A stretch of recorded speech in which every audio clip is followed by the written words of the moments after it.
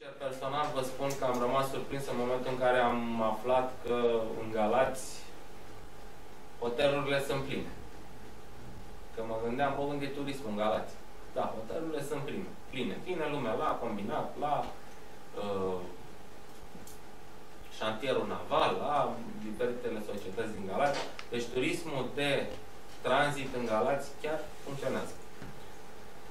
Dumneavoastră, într-adevăr, sunteți un pic mai departe de Galați. Aveam discuția asta ieri la Șendreni și încercam să le explic domnilor care erau prezenți acolo că pentru un om care face câteva mii de kilometri pe lună, poate, 11 km de la Galați la Șendreni nu e o distanță. E nimic. E un drum până la Chioș să-ți iei țigări. Pentru cine fumează. Deci nu e, poate fi dezvoltat. Aici aveți toate societățile astea care exploatează petrol, care fac agricultură, sunt băieții ăștia care fac eoliene. Am înțeles că mai vor să vină și alții care să facă eoliene. Și alții care vor să extrag gaze de șist. Acolo nu mă bag, nu e un domeniu în care nici nu mă pricep și nici nu vreau să-mi dau părere. Iar eu spun foarte, domnule. Nu, am auzit, domnule, dumneavoastră la fel ați zis. Eu vorbesc, în principiu îmi place să vorbesc pe ce există, nu pe ce va fi. Ce va fi, vom vedea dacă va fi. Nu știu. Iarăși, din punctul meu de vedere, este o zonă în care s-ar putea puțin haideți să-i spunem până la urmă să promovăm turismul, acest turism de tranzit. Din punctul meu de vedere, o mică pensiune, chiar și agropensiune, pentru că este mai atractivă în zonă, eu zic că și-ar atinge scopul. Nu cred că ar fi goală, ca să zic așa. Nu se va îmbogăți nimeni, dar nu va fi goală. Și vom atrage niște bani. Aici, cred eu, după mine, se pliază Stăncescu cu balta lui de pește, dacă ar trebui de el, nu știu ce s-a întâmplat. Sau dacă este într-un loc mai bine, poate promova exact ceva tradițional, ceva specific, ceva care să fie numai aici. Dacă dumneavoastră are și o baltă de pește, cu atât mai bine. Nu știu. El în nebunia lui că a insistat pe acolo, cer sfătut, nu pot să... Da. Dar se încadrează foarte bine acolo. Poate să scrie cineva să facă legătura, că e pe malul Dunării Galați, schela e aproape de Galați, vine omul, mănâncă pește, stă acolo. Posibilități sunt. Problema este că toată lumea are idei bune, nimeni nu le pune în practică. Sunt și finanțări sau cu finanțări. Este mare și au fost destule probleme din ăștia care au fost tinerari care au încercat să facă ceva și la un moment dat s-au trebuit să haideți să lăsăm trecutul și să spunem ce exact v-a explicat și colegul. Noi venim în sprijinul dumneavoastră să vă ajutăm. Dacă vreți să atingem domeniul ăsta, sunt și temerari care au avut impresia că toți sunt dobitori și că ei fac numai prostii. Și au făcut și tot felul de prostii și de asta s-au încetinit, de asta sunt controle peste controle, de asta. Pentru că au fost temerari. Prea temerari. Trecem mai departe, ajungem la ultima 322, este măsura care se adresează direct UAT-urilor în sprijinul primăriilor datorită bunăvoinței pe care au avut-o față de noi. Poate să există un parteneriat între persoană privată primărie? Există... În România, parteneriatul public-privat, deși ar trebui să fie dezvoltat extraordinar de tare din punctul meu de vedere, poate nu la scară mică, la scară foarte mare, nu prea funcționează, sincer, să vă spun. Parteneriatul public-privat este un pionierat încă pentru România. În cazul nostru, nu știu ce fel se poate colabora între primărie și un privat. Dacă îmi dați un exemplu, aș putea să vă și explic. Tu știai pe al Stăncescu, dacă aveam și eu un cumător aici, o știa pe meu. Dom'le, am vrut ca să evităm, cum spun eu, cum să spune, de persoane de față să exclud. Turismele. Da, turismul intern. Răsăm pe la extern. Deci 322 este adresat exclusiv UAT-urilor. În cadrul acestei măsuri am încercat și noi să recompensăm bunăvoința primarilor de a intra în asocierea pe care noi am propus-o inițial, pentru că inițial noi am propus un proiect în care domnii primari au avut încredere. În cadrul acestei măsuri noi am alocat pentru fiecare primărie, în primă fază, 100.000 de euro, din care puteau fi făcute diverse activități. Plaja nu era foarte mare, nu pentru că n-am vrut noi, ci pentru că nu au fost voie, ca să spunem așa, de la Minister. În cadrul rectificării am mai alocat niște sume. Fiecare primărie va putea primi până la 145.000 de euro din partea Galului pe proiecte depuse. Primăria Schela, cred că dumneavoastră știți, a depus un proiect de 100.000 de euro și urmează să mai depună unul de 45.000 de euro pentru atragerea de sume. Am mai reușit să mai diversificăm puțin și area care poate fi acoperită de acești bani, pentru că în primă fază a fost o foarte mare problemă pentru toate primăriile că nu puteau să-și achiziționeze utilaje, știu eu, un buldo-excavator sau utilaje de desăpăzit. În prima fază nu s-a putut, se puteau doar renovări de cămine culturale, de grădinițe, de școli, dotări de cămine culturale, locuri de joacă, piețe. Era destul de permisivă și atunci, chiar foarte permisivă. Acum am încercat să o facem mai permisivă, inclusiv achiziția de utilaje poate fi băgată la 3 de lista. Cam astea au fost măsurile care noi le-am avut spre finanțare. În urma au fost depuse proiecte, nu mai trecem peste proiectele care au fost depuse. V-am spus, toate proiectele care au fost depuse la GAL până acum au fost finanțate.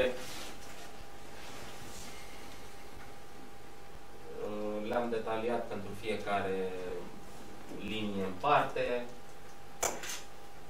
Dacă doriți, le parcurgem, dar cred că pierdem timpul din punctul meu de vedere.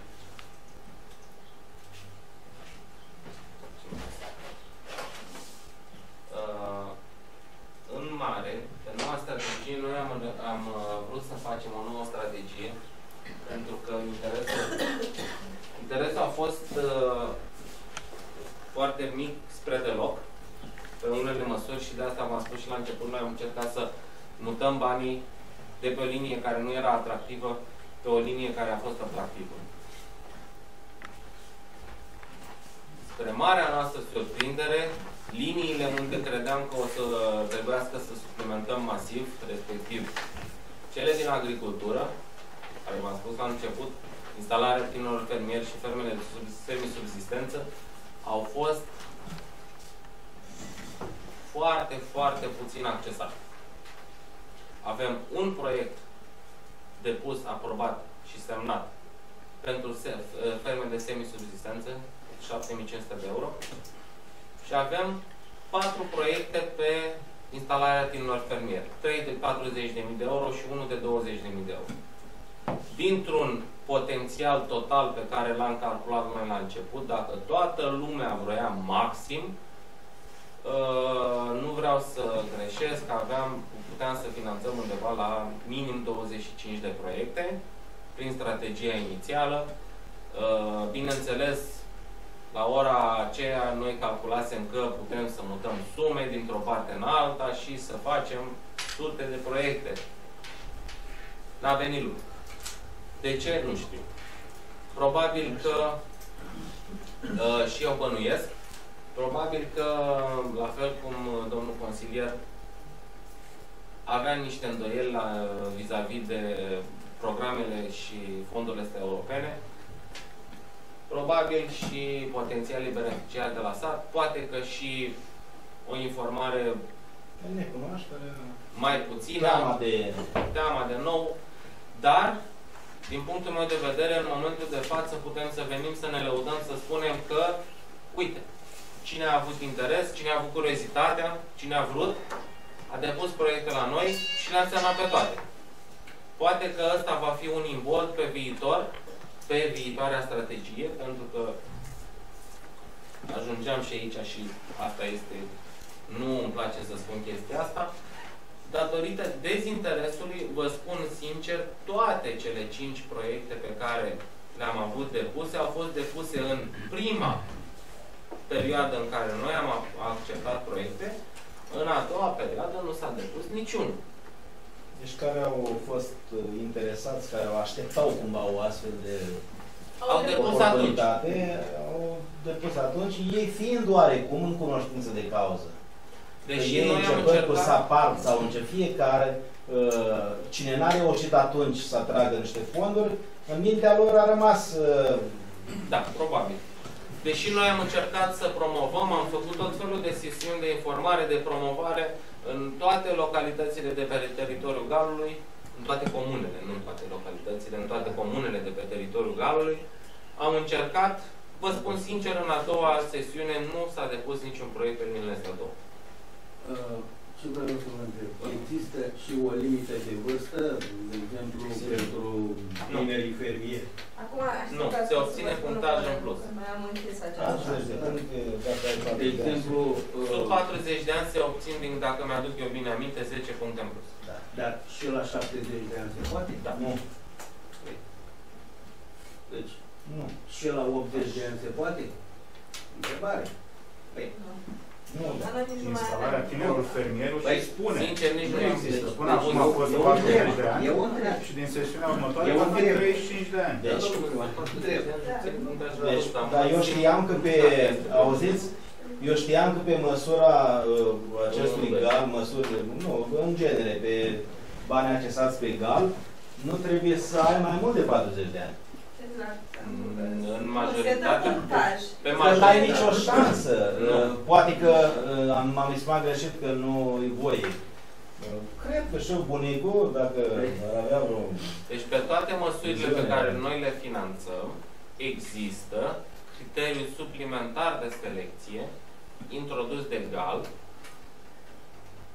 Am încercat să prioritizăm, dar cred că este mult spus, persoanele sub 40 de ani, în sensul că am acordat punctaj suplimentar pentru persoanele sub 40 de ani.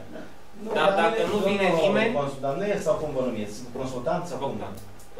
Nu, știți ce se întâmplă?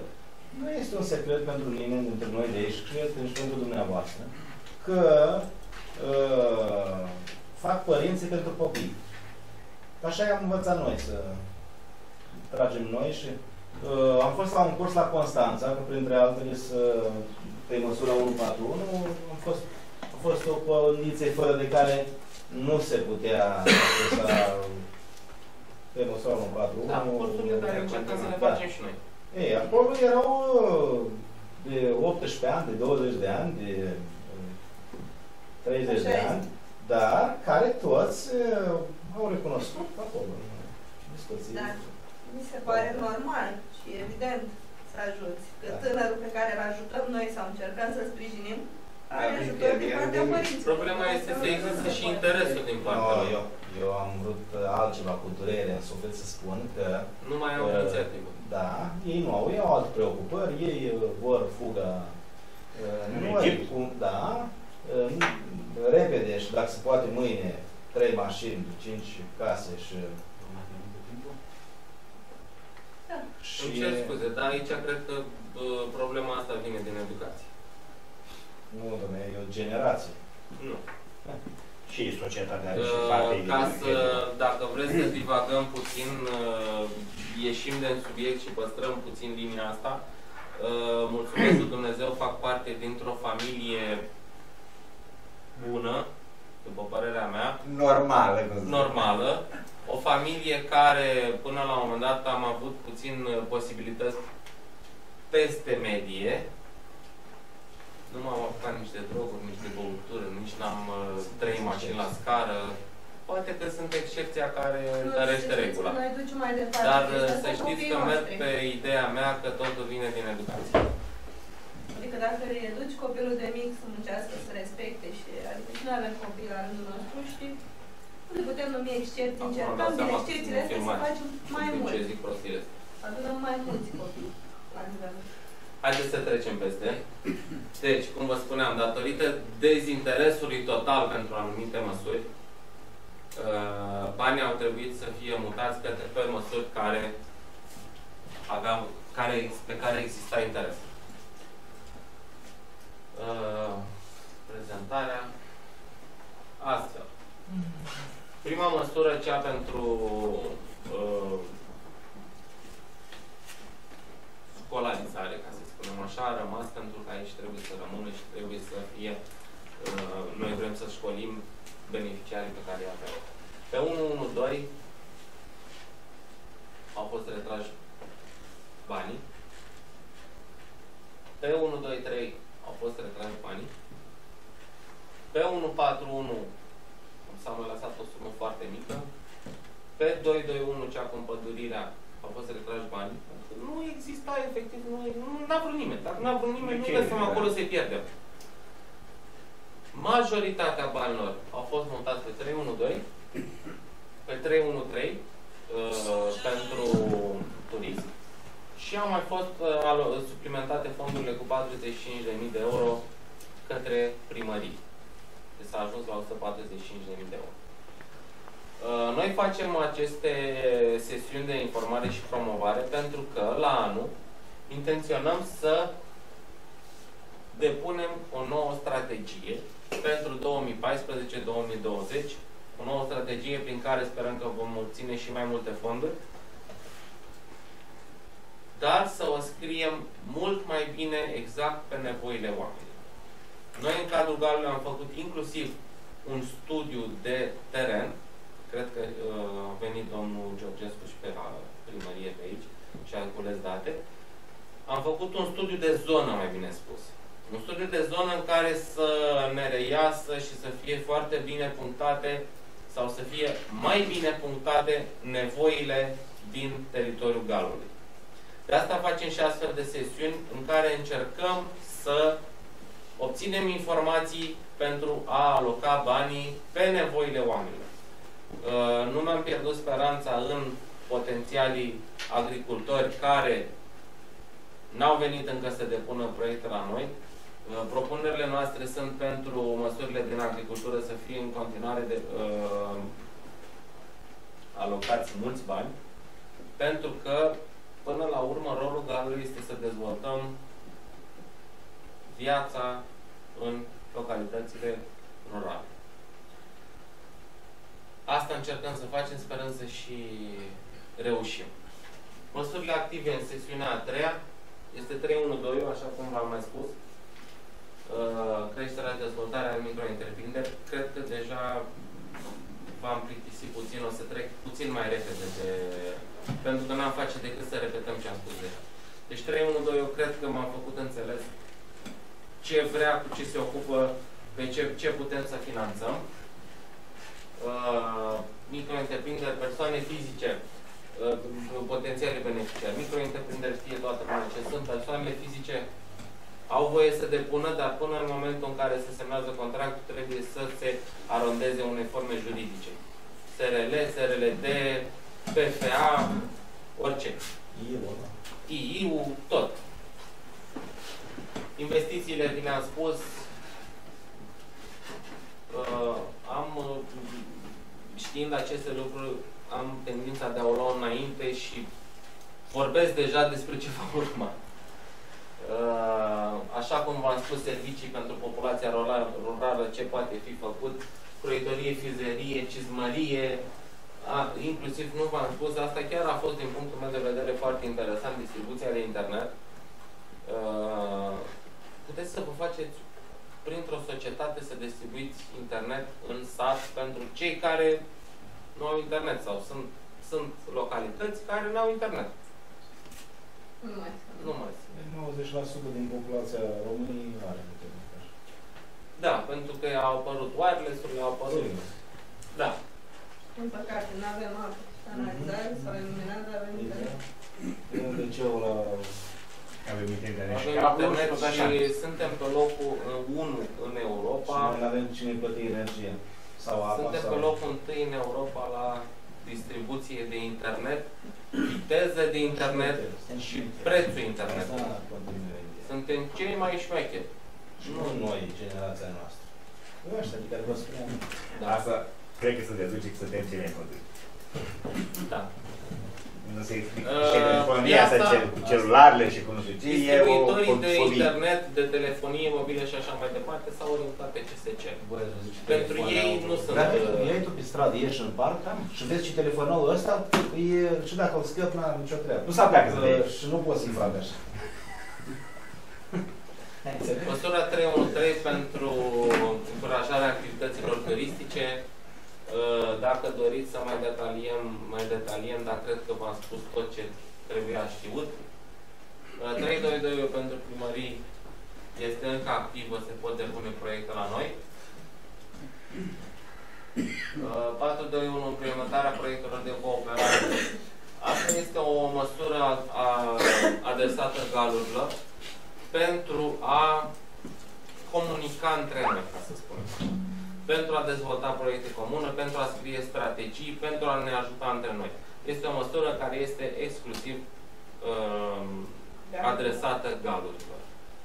Ea noastră, asta nu dăm la nimeni. Așa este un singur proiect pe care ne desfășurăm noi parte din activitate.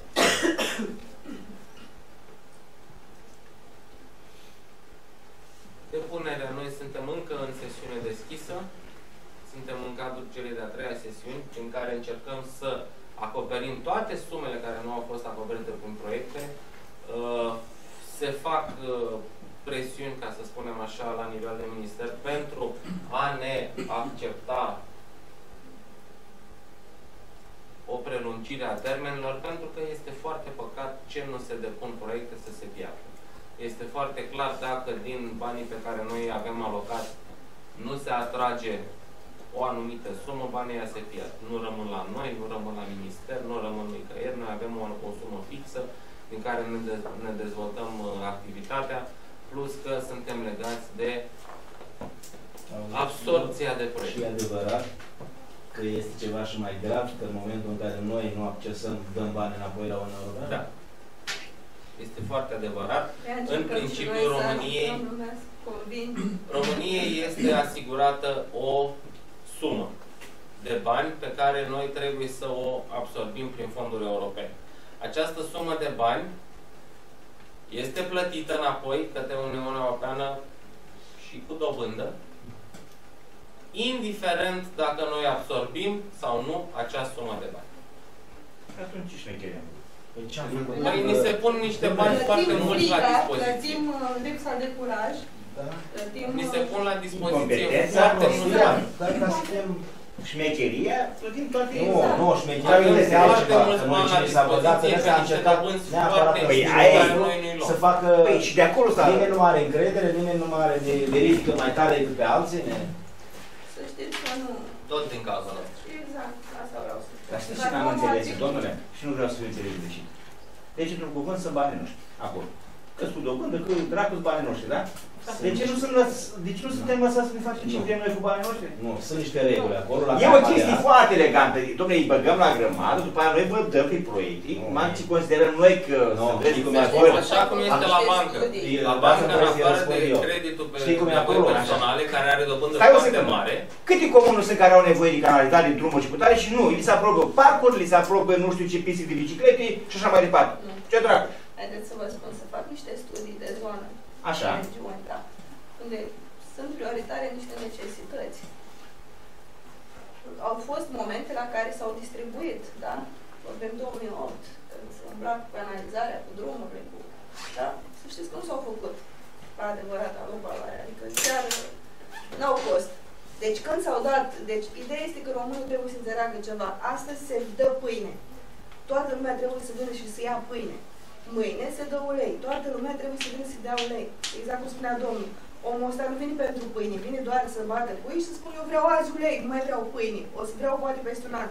Deci, adică așa este o regulă. Nu seriositate, sunt niște reguli. Când am aderat la Uniunea Europeană, ni s-a spus așa. Noi, și am fost de acord.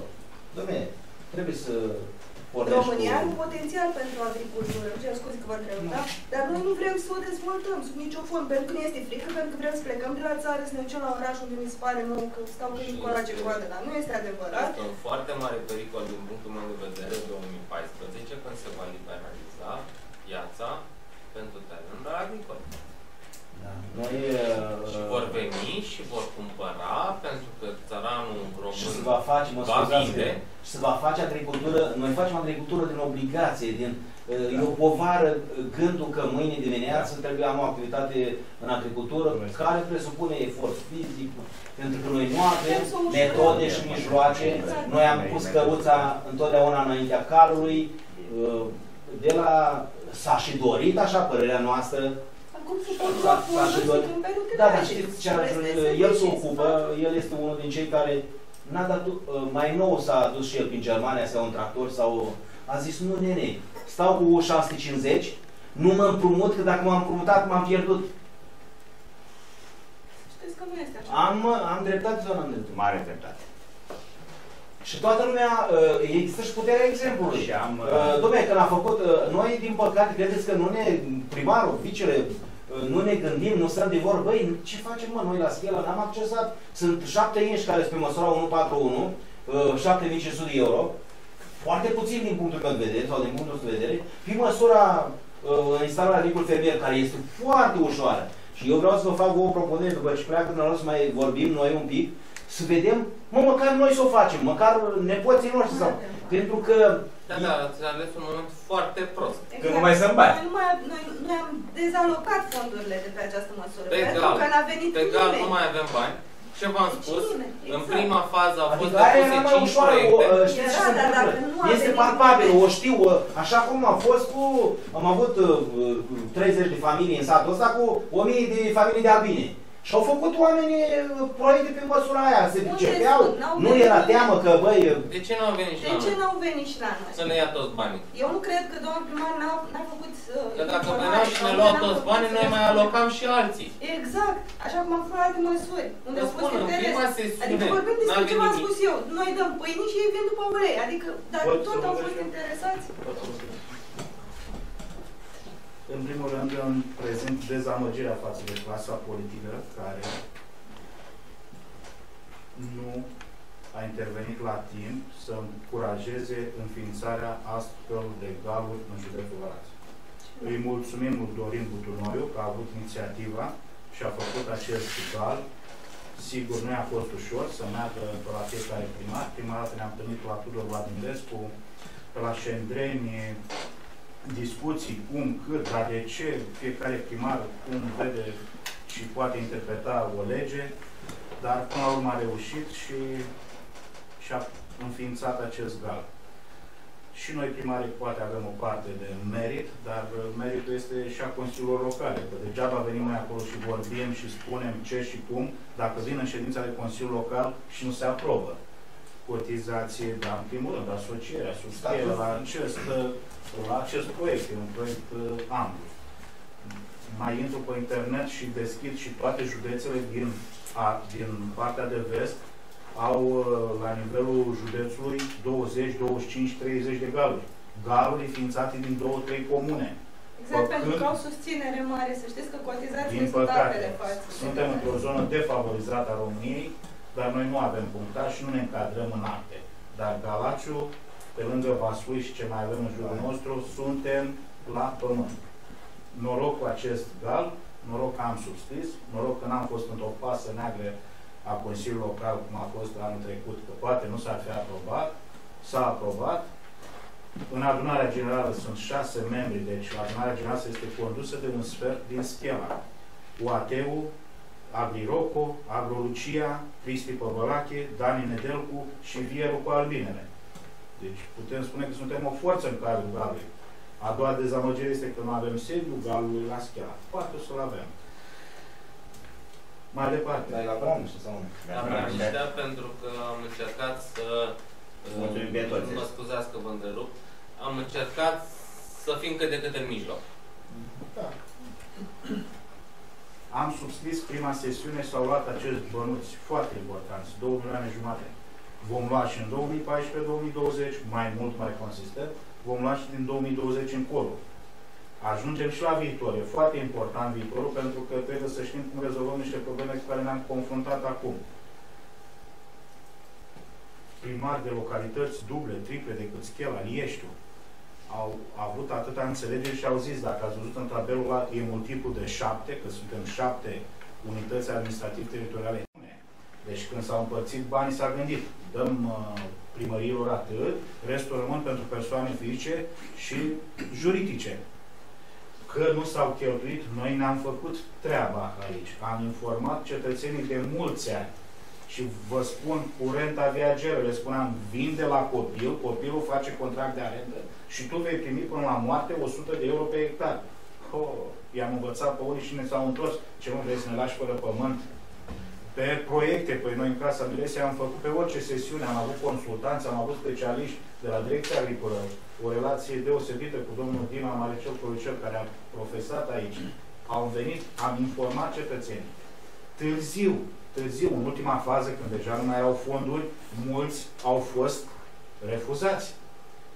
Dar, în același timp, pe lângă refuz, afla și de la ce probleme se întâmplau cei care erau anul 2 și 3. E greu. Facturi, contabilitate.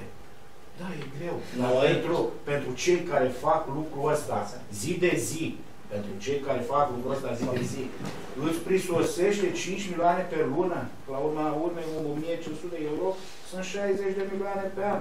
Ai salariu asigurat. Trebuie să respecti niște condiții impuse. Tot trebuie bani. Să avem colegi care au 6 milioane. Și vin și își bat capul și mai vin un bețiv și mai vin un nenorocit că nu vrei tu, că nu știu ce. Sunt bănuți. Dar comozi. Vorbim de medie, peste medie și sub medie. Cei peste medie spun că e greu.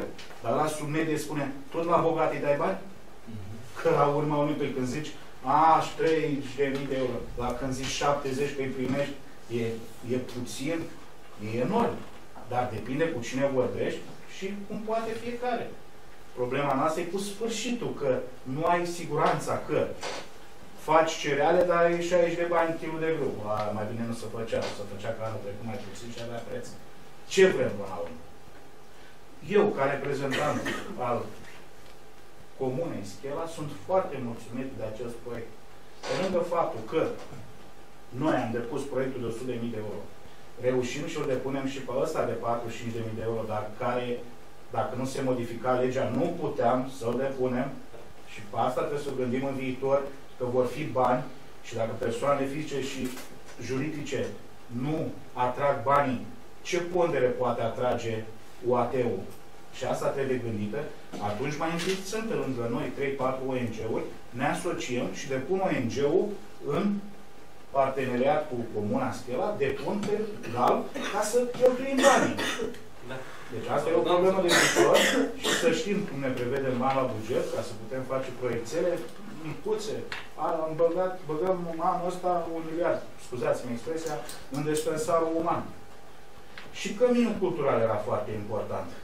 Dar poate la anul, sigur, îi trebuie acoperiș, sigur, îi trebuie o reconsolidare. Facem acum căldură, schimbăm termopane, centrală termică, să anunță o iarnă grea și oamenii noștri vor sta în frig.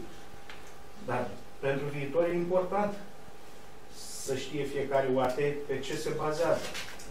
Nu știe. Dar sunt lucruri care trebuie să le și lămurim. Pe informațiile pe care putem să le ca să mă opresc. Pe lângă cei 145.000 de euro, sunt 2 proiecte câștigătoare, unul de 40.000 de euro, da? Ginerile lui Titu Moscu sau ce este? Chiosa Costel, da? Și latul Marcela, care am învățat-o, nu știu de ce, puteau să se ducă spre 30.000, au luat numai 20.000 ca la proprietate. Când ei vor să facă un solar mare, am înțeles. Deci Schela primește 200 de mii. În Schela intră 9 miliarde vechi. Pe o cotizație minoră. Dăm pe 1.500 de euro. Ba da, dar avea, nu știu de ce a accesat azi, că atât vrea și șeful. Asta înseamnă că atât de asemenea. Schela și-a făcut treaba. Noi informăm cetățenii. Nu știu, nu pot să iau cu jacra și să punem să scrie faptul că ați înțeles și că ne ajutați și duceți mai departe către populație interesul. Și nu putem decât să și suntem eu și în poziția mea. Bă, la tot la Schela, că așa se întâmplă când te găsești cu primarie, cu consiliu. Bă, la tot acolo dați bani. Deci, deja din alea 4, 2 sunt din Schela. Puteau fi mai multe. Pentru noi, toate comunele care sunt pe teritoriul Galului și care ne-au ajutat și care ne-au susținut sunt la fel.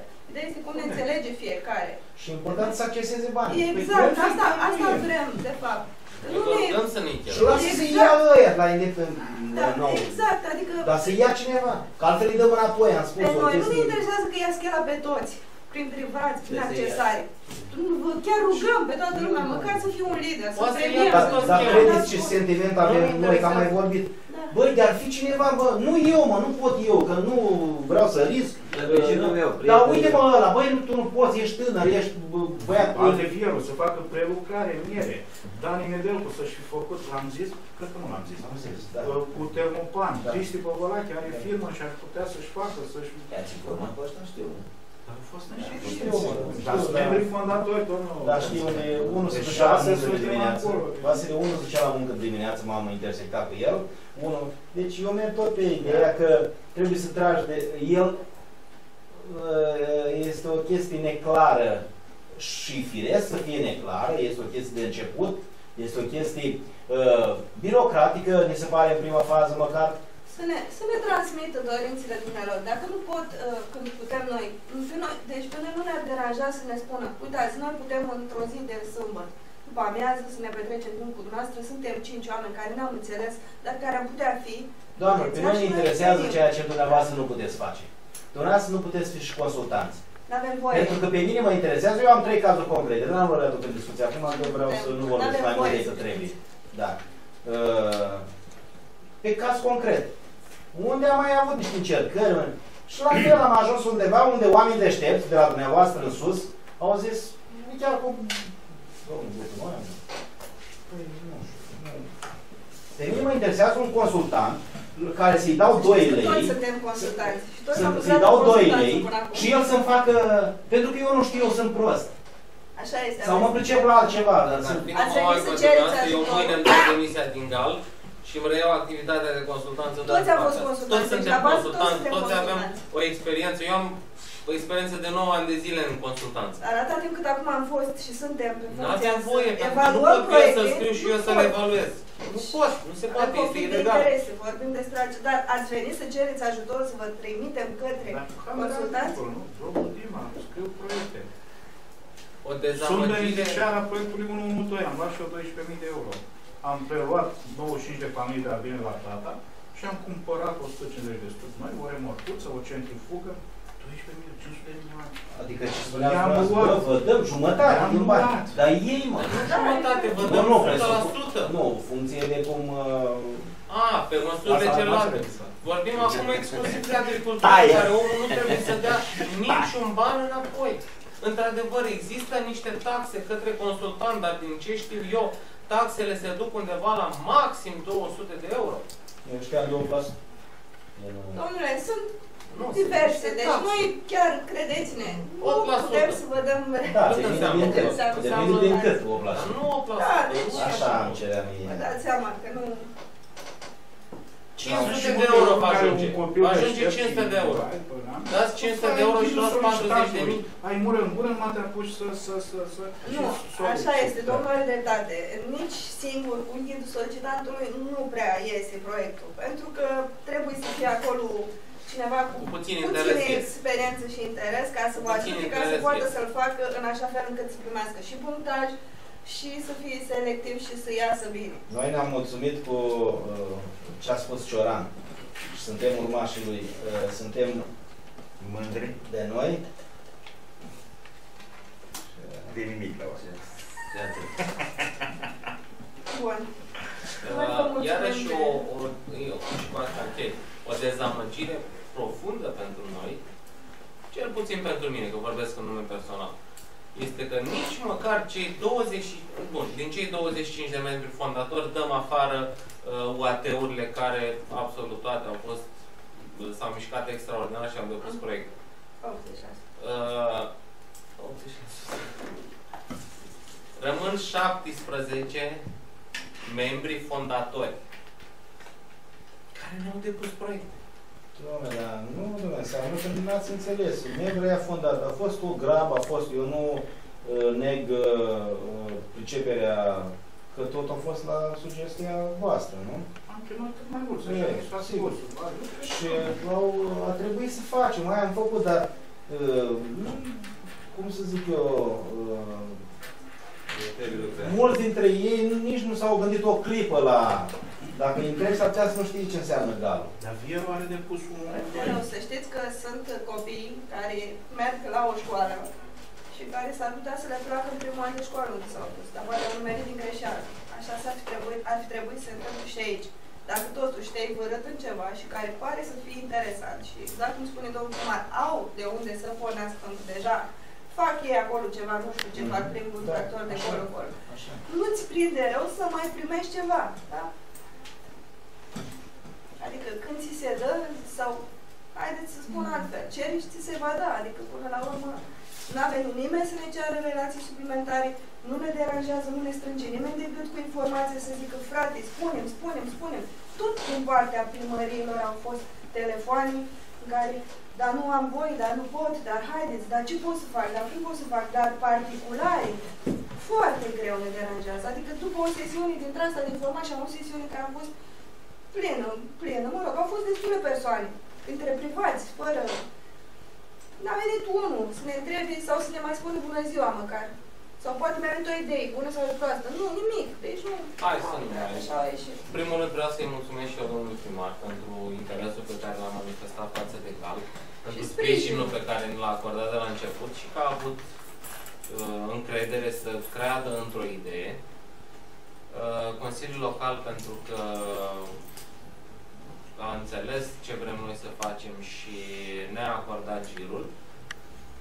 Sperăm ca pe viitor să obținem, suntem aproape convinși că o să obținem mai mulți bani, pentru că vor fi alocați mai mulți bani pe galuri, atunci vom putea finanța mai multe proiecte.